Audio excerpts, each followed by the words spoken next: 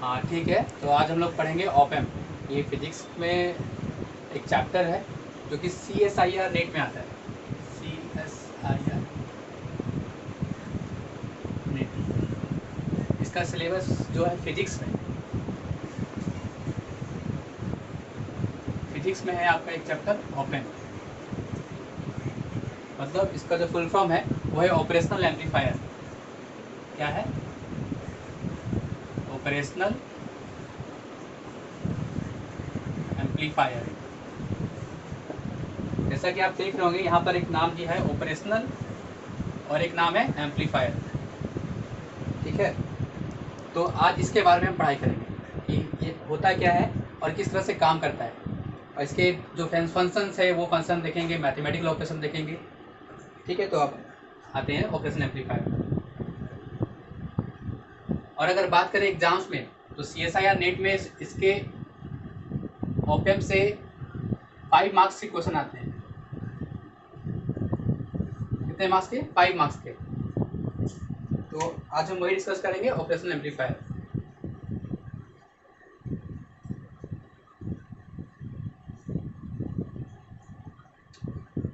तो सबसे पहले इसका डेफिनेशन जानते हैं कि इसका डेफिनेशन होता क्या है। हमारा ऑपरेशन जो एम्पलीफायर है ये डिफरेंट मैथमेटिकल कैलकुलेशन को करने में मदद करता है। अगर मैं इसका डेफिनेशन लिखूं तो it is a circuit which is used to perform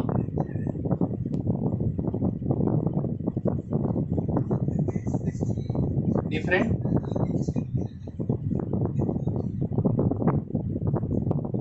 mathematical operations.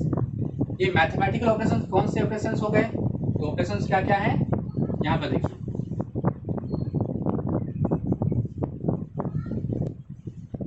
Addition, जोड़ने के काम आता है।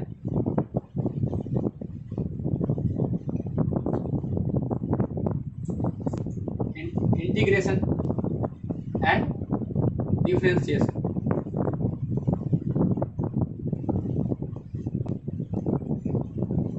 मेनली आज हम लोग इस 3 पार्ट पे डिस्कस करेंगे। अभी उसके और भी पार्ट्स हैं, लाइक फिल्टर भी उसको किया जाता है, low pass filter, high pass filter. इसे हम रेक्टिफायर सर्किट भी यूज़ कर सकते हैं, बहुत सारे फंक्शंस है। लेकिन आज हम इस पे जो इसके 3 पार्ट्स हैं, 3 ऑपरेशन हैं, एडिशन, इंटीग्रेशन और डिफरेंशिएशन, इस पार्ट पे डिस्कस करेंगे किस तरह से ऑप एम्प हमें ये जो मैथमेटिकल ऑपरेशंस हैं इसमें कैसे हेल्प करता है। अगर हमारे पास 2-3 सिग्नल्स हैं, एक सिग्नल, ये सिग्नल है, इसका नाम दे देते हैं S1, एक सिग्नल S2 है, तो ये दो सिग्नल को कैसे ऐड करके, कैसे सम अप करके जो फाइनल सिग्नल होगा वो कैसे हमारा ऑप एम्प जो है सर्किट है वो कैसे परफॉर्म करेगा वो हम देखेंगे। सेम उसी तरह से इंटीग्रेशन और सेम उसी तरह से डिफरेंशिएशन। ठीक है, तो पहले जो ऑप एम्प है इसका सर्किट के बारे में जानते हैं कि किस तरह से सर्किट होता है, इसका क्या क्या से इसके इनपुट्स हैं। ओके, तो यहाँ तक क्लियर है? ओके, आगे बढ़ते हैं।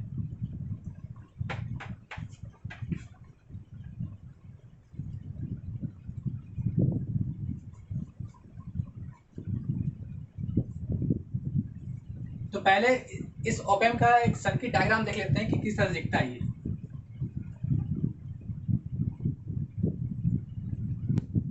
Circuit diagram of op amp ये कुछ दिखता है इस प्रकार से।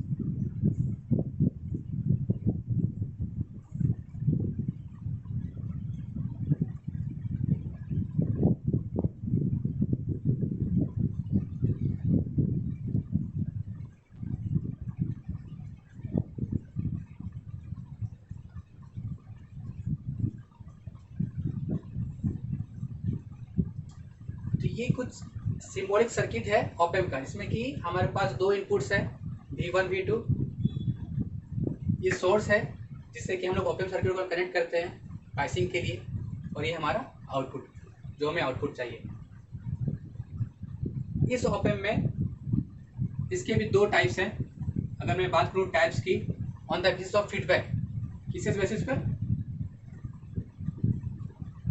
फीडबैक के बेसिस पर, अगर फीडबैक के बेसिस पर डिवाइड करता हूँ तो ओपेम को हम दो पार्ट्स में डिवाइड करते हैं। पहला निगेटिव फीडबैक और दूसरा पॉजिटिव फीडबैक। तो ये दो टाइप्स हैं ओपेम के on the basis of feedback, जो कि है निगेटिव और पॉजिटिव। तो हम बात करते हैं पहले नेगेटिव की, उसके बाद बात करेंगे पॉजिटिव की। दोनों हम यूज़ करते हैं, लेकिन मेनली जो हम यूज़ करते हैं वो करते हैं नेगेटिव फीडबैक की। फीडबैक इसकी अगर सर्किट डायग्राम में बनाऊं तो सर्किट डायग्राम कुछ ऐसा होगा इसका।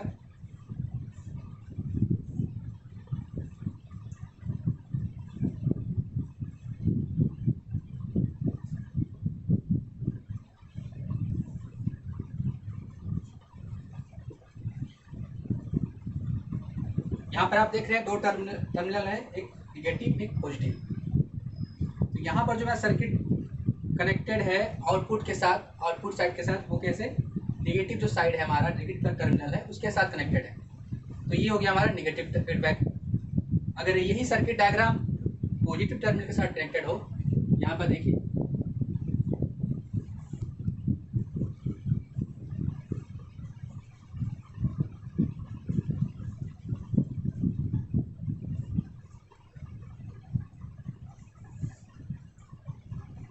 यहाँ पर देख रहे हैं कि जो इनपुट सिग्नल है मेरा वो निगेटिव टर्मिनल अप्लाई किया गया है, निगेटिव टर्मिनल। लेकिन यहाँ जो है, जो इनपुट सिग्नल है मेरा, जो भी इनपुट है वो पॉजिटिव टर्मिनल अप्लाई किया गया है। और जो कनेक्शन है सर्किट का, थ्रू आउट द सर्किट जो कनेक्शन है आउटपुट और इनपुट साइड में, वो पॉजिटिव साइड के साथ है, इसलिए हमारा ये हो गया पॉजिटिव फीडबैक। और अगर बात करते हैं निगेटिव फीडबैक की, तो मेनली जो सर्किट्स होते हैं उसमें हम निगेटिव फीडबैक ही यूज़ करते हैं। ऐसा क्यों? क्योंकि जो निगेटिव फीडबैक है, हम लोग अगर कंट्रोल सिस्टम में पढ़ाई करेंगे तो उसमें भी निगेटिव फीडबैक का जो प्रॉपर्टीज़ है उसके बारे में हम जानेंगे। लेकिन यहाँ पर मेनली मैं बताना चाहूँगा कि जो सर्किट्स हम यूज़ करते हैं, जितने भी इंस्ट्रूमेंटेशन सर्किट हो गया, कंट्रोल सर्किट हो गया, निगेटिव फीडबैक यूज़ करते हैं। क्यों? Due to stability. Negative feedback use करने से क्या होता है? स्टेबिलिटी इंक्रीज करता है।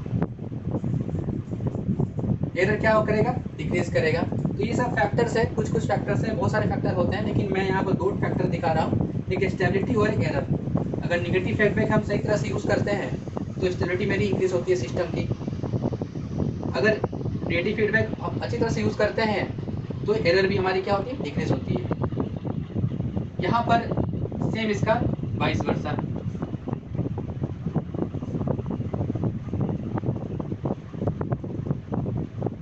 ठीक है, तो बात करते हैं कि नेगेटिव फीडबैक जो सर्किट है किस तरह से काम करता है।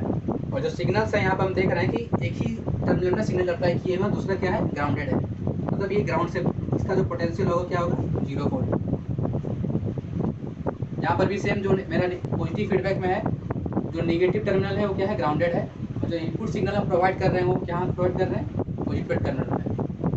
ठीक है, तो अब हम आते हैं नेगेटिव फीडबैक कैसे काम करता है, जो सर्किट है वो हम देखते हैं। चलिए, यहाँ तक क्लियर है?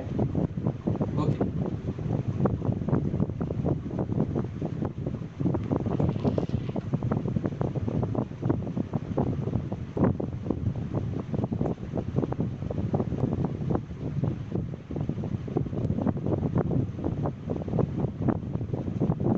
निगेटिव फीडबैक करने से पहले मैं कुछ इसकी जो ऑपएम्प के प्रॉपर्टीज़ हैं वो मैं डिस्कस कर लेता हूँ।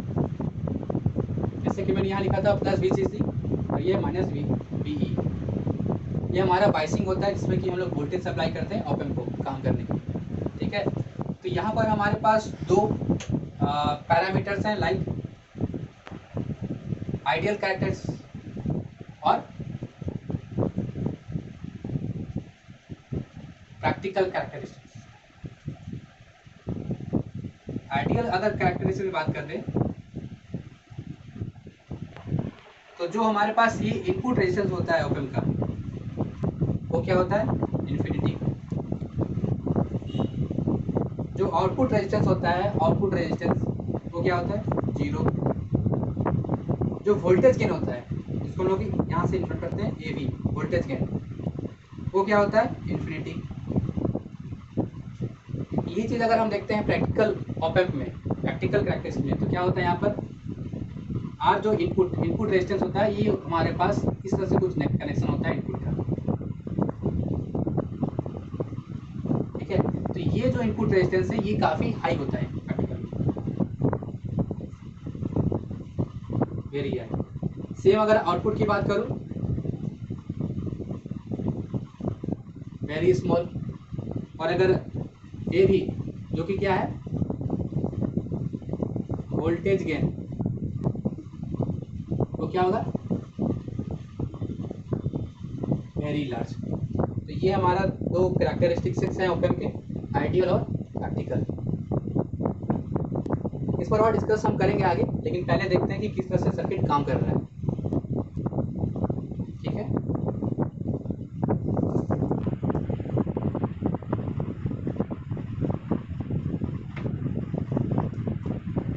तो पहला circuit diagram of negative feedback, ठीक है।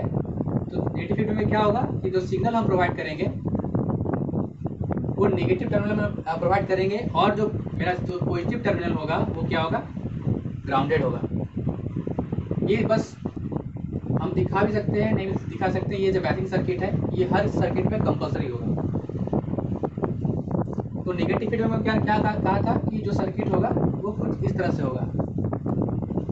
लेकिन अब हम बात करते हैं यहाँ पर रेजिस्टर्स भी इंक्लूड करते हैं, क्योंकि जो वायर है इसका कुछ रेजिस्टेंस होगा जो यहाँ से सर्किट में कनेक्ट हुआ है। ये भी जो वायर है यहाँ भी कुछ रेजिस्टेंस होगा, तो वो हम यहाँ पर कनेक्ट कर देते हैं।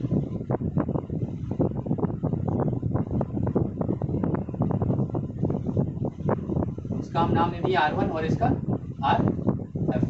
RF इसलिए क्योंकि ये फीडबैक सर्किट है, तो फीडबैक सर्किट का जो रेजिस्टेंस है वो हम कनेक्ट कर रहे हैं RF से। और ये हमारे पास इनपुट सिग्नल है V1।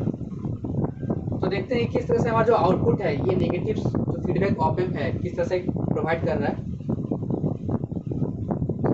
इससे भी पहले जाने से पहले सर्किट में मैं एक कंसेप्ट यूज होता है, वो कंसेप्ट क्या होता है, virtual ground concept. Virtual ground concept क्या बोलता है, यहाँ नाम से दिख रहा है वर्चुअल है, एक्चुअली एग्जिस्ट करता नहीं है, लेकिन वर्चुअली हम यहाँ मानते हैं ये ग्राउंड है। क्या बोलता है सर्किट कि अगर ये यहाँ पर इस सर्किट में मैं देख के समझा रहा हूँ कि अगर मेरे पास एक टर्मिनल ग्राउंडेड है यहाँ पर, इसका पोटेंशियल क्या होगा, 0 वोल्ट, जैसा मैंने बताया था। तो क्या बोलता है कि यहाँ पर जो पॉइंट है टर्मिनल है, मान लीजिए पॉइंट टर्मिनल का नाम है ए, ये जो नोड है इस नोड का क्या नाम दिया हुआ, ए, नोड ए। तो ये जो टर्मिनल होगा ये वर्चुअली कनेक्टेड होगा इस टर्मिनल के साथ, इस साइड के साथ। तो अगर यहाँ पर पोटेंशियल 0 है, यहाँ भी पोटेंशियल क्या होगा, वर्चुअली कनेक्टेड है तो शॉर्ट हो गया एक तरह से। यहाँ भी कितना पोटेंशियल हो गया, 0 वोल्ट। इसको मैथमेटिकली मैं कैसे दिखा सकता हूँ, जैसा मैंने बताया था कि ऑप एम्प का इंटरनल रेजिस्टेंस क्या होता है, इनपुट रेजिस्टेंस वेरी हाई, बहुत ज़्यादा हाई होता है। तो अगर इसका पोटेंशियल मैं मान लूँ VA, यहाँ पर भी एक मैं पॉइंट लिख देता हूँ, इसका पोटेंशियल अगर मैं मान लूँ VB, ठीक है। और अगर मैं सर्किट में अगर बोल चुका हूँ कि यहाँ पे इनपुट रेजिस्टेंस बहुत ही हाई है, तो क्या कोई करंट जाएगा सर्किट में, कोई करंट नहीं जाएगा। मतलब जो इनपुट करंट होगा वो क्या होगा, 0। आई इनपुट क्या होगा, 0। आई इनपुट हो गया 0। तो अगर आई इनपुट 0 है अकॉर्डिंग टू ओम्स लॉ,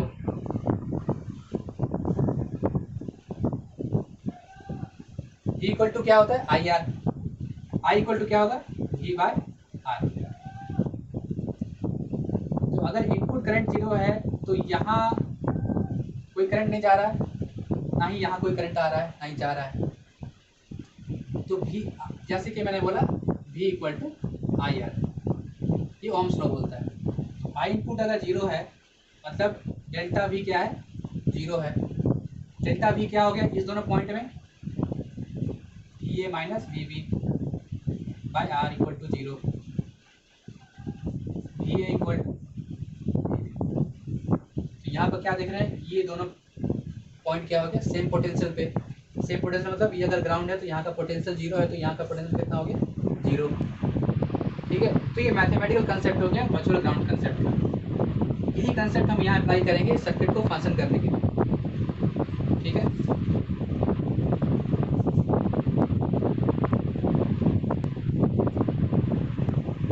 तो अगर मैं यहाँ पर वर्चुअल ग्राउंड कंसेप्ट यूज़ कर रहा हूँ तो यहाँ का पोटेंशियल कितना है, 0, तो यहाँ भी कितना हो गया, 0। अब मैं अप्लाई करता हूँ यहाँ पर, सिंपल आपको सर्किट दिख रहा होगा,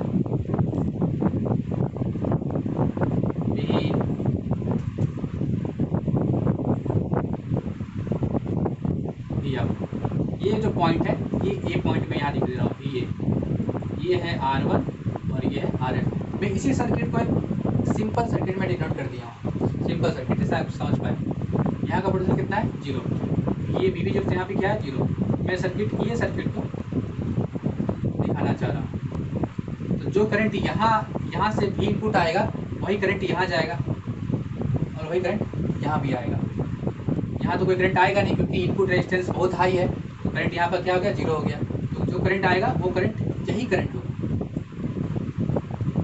आई। अब मैं यहाँ अप्लाई कर दे रहा हूँ सिंपल सा, अगर इस नोड की मैं बात करूँ, ये जो नोड है मेरे पास,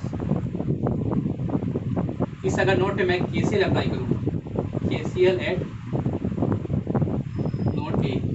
नोड ए पे अगर मैं KCL अप्लाई करूँ, क्या बोलता है, total incoming current equal to total outgoing current.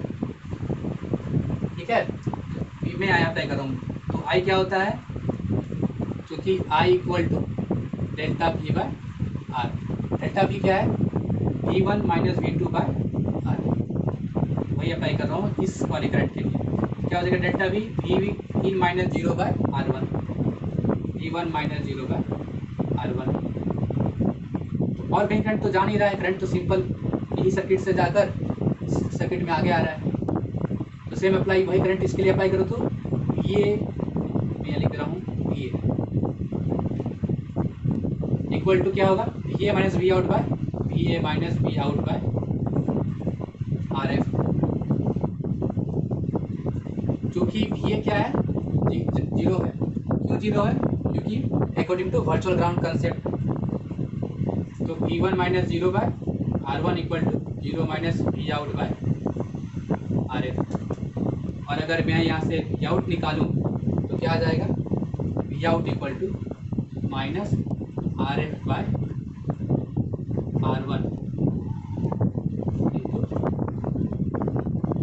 VE।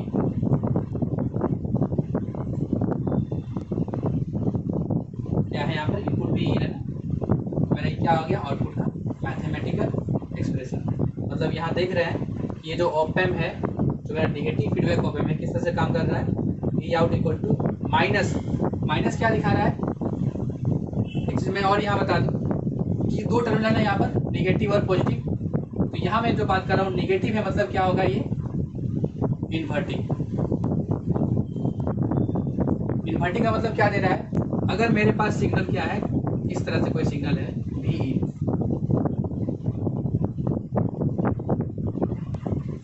ये सिग्नल क्या है VE और VE, तो मेरे पास जो आउटपुट सिग्नल क्या होगा, वो इन्वर्टेड होगा।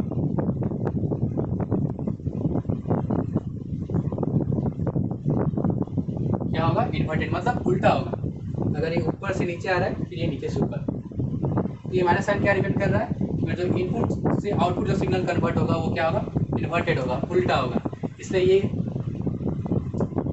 नेगेटिव फीडबैक इन्वर्टिंग एम्पलीफायर लिखा गया है। इन्वर्टिंग एम्पलीफायर मतलब सिग्नल को उल्टा कर देता है, फेज शिफ्ट हो जाता है।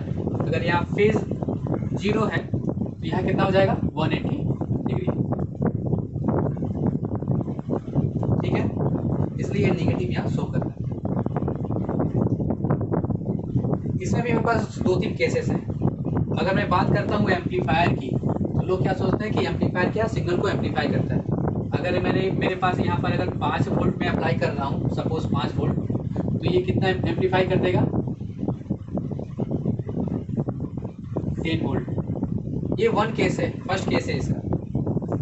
कब ये एम्पलीफाई करेगा, ये डी एम्पलीफाई भी कर सकता है। तो इसके केसेस में यहाँ देखता हूँ। यहाँ तक क्लियर है। ये मेरे पास मेन फॉर्मूला है किसका, non inverting negative feedback op amp.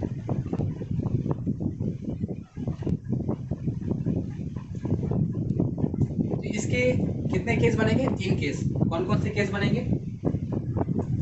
मैं यहाँ लिख दे रहा हूँ, V output equal to minus R F bye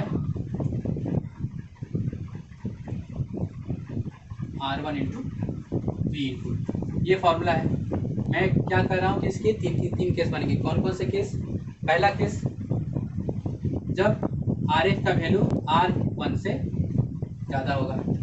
अगर आर एफ का वैल्यू R1 ज़्यादा होगा तो वी आउट का मैग्नीट्यूड वी इन से ज़्यादा होगा। तब ये क्या करेगा, सिग्नल को एम्पलीफाई कर रहा होगा, जो मैंने भी बताया 5 वोल्ट को 10 वोल्ट कर रहा है। सेकेंड केस क्या है, जब आर एफ का वैल्यू R1 से, जब आर एफ का वैल्यू R1 से छोटा होगा, तब जो वी आउटपुट जो मैग्नीट्यूड होगा मेरा, वो क्या होगा, छोटा होगा। आप यहाँ वैल्यू पुट करके देख लीजिए, उसका मैग्नीट्यूड निकालेंगे तो कम आएगा। इसमें क्या देख रहे हैं हम कि यही एम्पलीफायर एक तरह से एम्पलीफाई कर रहा है सिग्नल को, और दूसरे साइड से क्या कर रहा है, अगर मैं R1 को इंक्रीज कर दे रहा हूँ, डबल कर दे रहा हूँ इससे RF से, तो डी एम्पलीफाई कर रहा है। ये आउटपुट क्या है, कम है यहाँ पर। तीसरा केस क्या बन रहा है, जब RF अप्रॉक्स या बराबर होगा R1 के, तब क्या होगा, वी आउट का मैग्नीट्यूड बराबर होगा या अप्रॉक्स इक्वल टू होगा वी इन के मैग्नीट्यूड से। दोनों कैंसिल हो जाएगा तो V output equal to V input, जिसका मैग्नीट्यूड होगा। तो 3 केस में मेरे पास आ रहे हैं।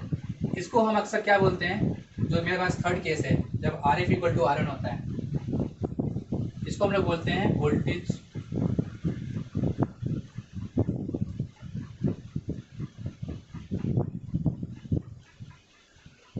फॉलोअर या बफर सर्किट बोलते हैं, वोल्टेज फॉलोअर या बफर सर्किट। क्योंकि जो इनपुट है वही आउटपुट दे रहा है, बस थोड़ा डिले कर दे रहा है, मतलब इसको हम लोग डिले सर्किट ही बोल सकते हैं। इसको थर्ड केस को, जब R F equal to R1 होगा, इस केस में तो क्वेश्चन आ सकते हैं कि डिले सर्किट क्या है, वोल्टेज फॉलोअर सर्किट क्या है, बफर सर्किट क्या है। बफर मतलब डिले कर देना, और वोल्टेज फॉलोअर मतलब जो इनपुट है वही आउटपुट दिखा रहा है, बस क्या चेंज हो जा रहा है, फेज जो है मेरा शिफ्ट 0 से क्या हो जा रहा है 180। चलिए ये मेरा हो गया इन्वर्टिंग एम्पलीफायर।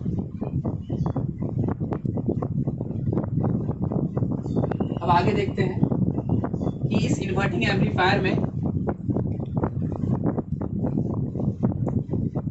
अगर मेरे पास 2 इनपुट आ जाए, कौन कौन से इनपुट आ जाए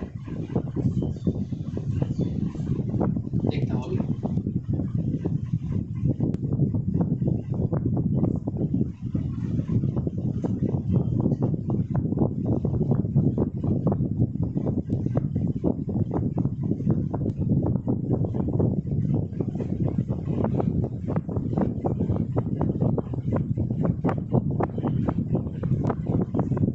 अगर मेरे इसी एम्पलीफायर में 2 इनपुट आ जाए, V1 V2, इसको क्या बोलेंगे हम लोग, डिफरेंशियल एम्पलीफायर। ठीक है, पहले क्या था मेरे पास, एक ही इनपुट था, अभी क्या है 2 इनपुट है। सेम कंसेप्ट अप्लाई करेंगे यहाँ पर भी। मान लेते हैं यहाँ का पोटेंशियल क्या है, VB। Same virtual ground concept से VA इक्वल टू VB, और सेम कंसेप्ट KCL KVL वही अप्लाई करेंगे और इसका आउटपुट वोल्टेज पता करेंगे। ठीक है, तो सबसे पहले यहाँ पता करते हैं कि आउटपुट को पता करना है, उसके लिए क्या बताना चाहिए कि इसका पोटेंशियल कितना है। तो इसका पोटेंशियल कितना है, VA के किसके बराबर है, VB के, किसके कंसेप्ट से, वर्चुअल ग्राउंड कंसेप्ट से। ठीक है, तो VB क्या होगा वो हमको पता करना होगा। ये जो सर्किट है ये कुछ इस तरह दिख रहा होगा। देखिए इसको मैं सिंपल कर दे रहा हूँ।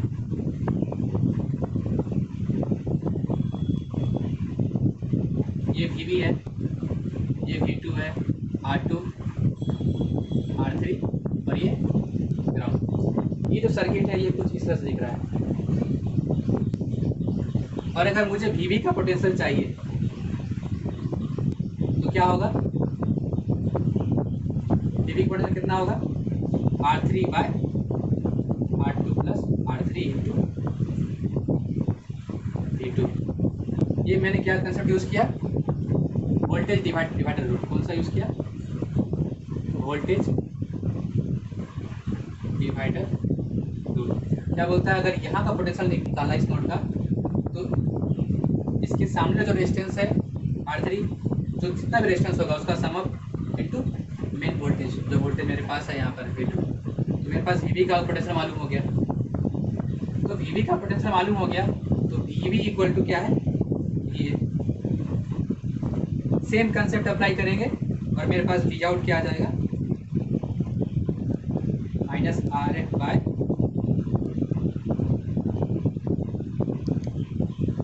इसको मैं करके दिखाता हूँ। सेम कंसेप्ट मतलब सेम वही का सर्किट। ये सर्किट को मैं जो मैंने दिखाया था वो सर्किट मैं दिखा दे रहा हूँ। ये है V1। इस तरह से ये सर्किट को मैं सिंप्लीफाई कर दिया। उसी तरह से इसी सर्किट को मैं सिंप्लीफाई कर दे रहा हूँ फिर से। ये है V1, ये है R1, ये है VA जो कि VB के बराबर है, ये है RF और ये क्या है? V out. ये जो सर्किट है उसको मैंने यहाँ पर लिख दिया। ठीक है। तो सेम जो करंट यहाँ पर आएगा वही करंट यहाँ पर भी आएगा, क्योंकि इनपुट करंट तो कोई नहीं है, 0 है, क्योंकि इनपुट रेजिस्टेंस क्या है? बहुत हाई है। सेम कंसेप्ट KCL अप्लाई कर रहा हूँ। KCL at node A. क्या हो जाएगा? V1 minus VA by R1 equal to VA minus V out by RF। ये मेरा KCL अप्लाई हो गया। I की जगह क्या है? Delta V by R, VA minus V1 minus VA by R1। यहाँ पर भी I जा रहा है तो VA minus V out by RF, जो कि I equal to delta V by R। Higher potential minus lower potential by resistance. अब इसी को अगर सॉल्व करूँगा तो क्या आएगा? ये आउटपुट वो हम देखते हैं।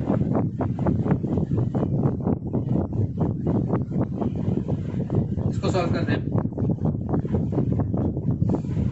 तो क्या हो गया?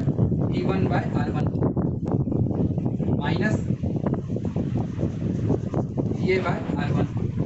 मैंने R1 को दोनों जगह स्प्लिट कर दिया है। यहाँ पर क्या होगा? VA by RF minus V output by RF। मैंने स्प्लिट कर दिया है। VA का मेरे पास वैल्यू पता था। क्या था value? VA equal to VB जो मैंने वैल्यू निकाला था। क्या निकाला था? R3 by R2 plus R3 into V2। ये मैंने कैसे निकाला था? वोल्टेज डिवाइडर रूल के। ठीक है। तो यही यहाँ पर जो VA VB है, यहाँ VA की जगह मैं अगर ये पुट कर दूँ, VA की जगह मैं पुट कर दे रहा हूँ। क्या लिख रहा हूँ यहाँ पर? एक साथ लिख रहा हूँ। इसको मैं इधर लेके आ गया। VA बाय RF, इस वाले VA बाय R1 को इधर लेके आ जा रहा हूँ। VA by R1। ठीक है।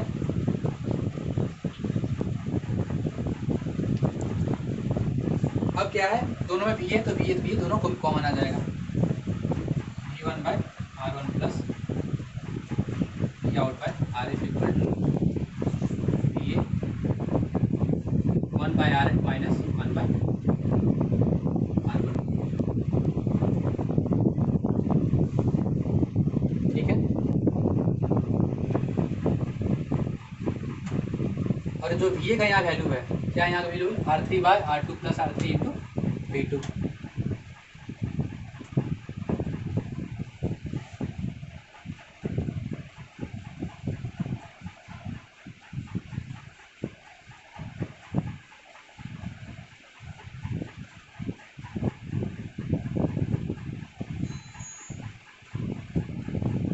यहाँ से हमारे पास वी आउट आ जाएगा इक्वल टू RF, इस वाले V1 को इधर लेके जा रहा हूँ, V2 bye R3 V2 R2 plus R3, और ये वाला रेजिस्टेंस, ये V1 बाय R1 इधर चला जाए तो क्या हो जाएगा, माइनस V1 बाय। मतलब अगर दो इनपुट हो और निगेटिव फीडबैक एम्पलीफायर हो तो क्या मेरे पास आउटपुट वोल्टेज आएगा, RF V2 R3 by R2 plus R3 1 by RF minus 1 by 1 minus V1 by R1। तो यहाँ पर मेरे पास 2-3 कंसेप्ट है जो मैं अप्लाई कर रहा हूँ, इतना नहीं याद करने की जरूरत नहीं है, मैं खुद से निकाल सकता हूँ। जब भी एग्जाम में आए तो खुद से निकालना है। कैसे यूज़ करना है, पहला वर्चुअल ग्राउंड कंसेप्ट, दूसरा क्या है KCL, और तीसरा क्या ओम्स लॉ। अगर मेरे पास ये तीनों कंसेप्ट हैं तो कोई भी सर्किट हो ऑप एम्प का मैं इजीली सॉल्व कर सकता हूँ। ये हमारा हो गया डिफरेंशियल एम्पलीफायर, ठीक है। तो अगर दो इनपुट सिग्नल है तो उस इनपुट सिग्नल को हम इस तरह से जो आउटपुट है वो आएगा। तो यहाँ ध्यान क्या देना है कि मेरे पास जो वर्चुअल ग्राउंड कंसेप्ट है ये वाला V इक्वल टू VB, वो कैसे यूज़ करना है। और कौन सा जो मैंने यूजर बताया था ये वाला, क्या नाम है इसका, वोल्टेज डिवाइडर रूल। तो ये 3-4 कंसेप्ट हैं, अगर क्लियर हैं, अगर बेस अगर आपको मालूम है तो ये इजीली सॉल्व हो जाएगा। इतना मैथमेटिकल कैलकुलेशन याद करने की जरूरत नहीं है, आप खुद से एग्जाम में सॉल्व कर सकते हैं। अगर ये बेसिक्स आपके पास जो फंडामेंटल्स है इसको सॉल्व करने के लिए, मैथमेटिकल इक्वेशन सॉल्व करने के लिए, वो इजीली सॉल्व हो जाएगा। कितना भी हार्ड हो, कोई भी सर्किट दे दे, बस ये concept voltage divider rule, virtual ground concept, KCL, Ohm's law.